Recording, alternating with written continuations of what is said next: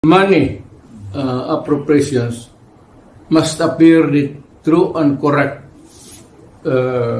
value kung anong gusto mong what would be the application for the money for public money.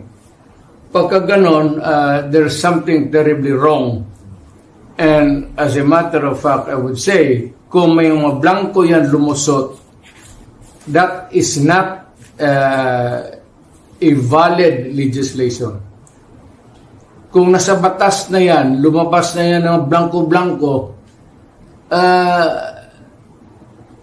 either it could be filled up before or after sa Congress,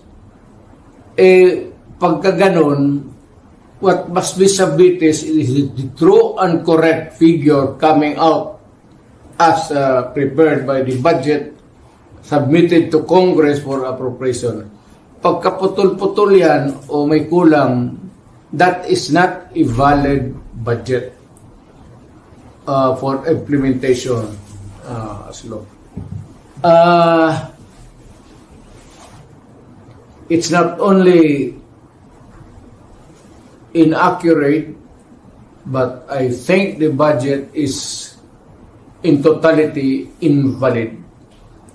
Hindi na pwede mag-blanco-blanco dyan sa pera ng tao. Ano ka man? It's people's money. Maglagay ka ng mga mga provisions, but without the true and correct items or money that would be appropriated by Congress, by the people owning the money. So everything must be explained clear, patent, without doubt na itong pera na ito para ito sa ganito. Itong pera na ito para sa eskwelahan, ito para sa agriculture. But you do not leave any item there vacant. Itong pera na ito blanco to be filled up later on. That is not allowed by law. And that budget is already I would like to remind Congress, mali ho yan.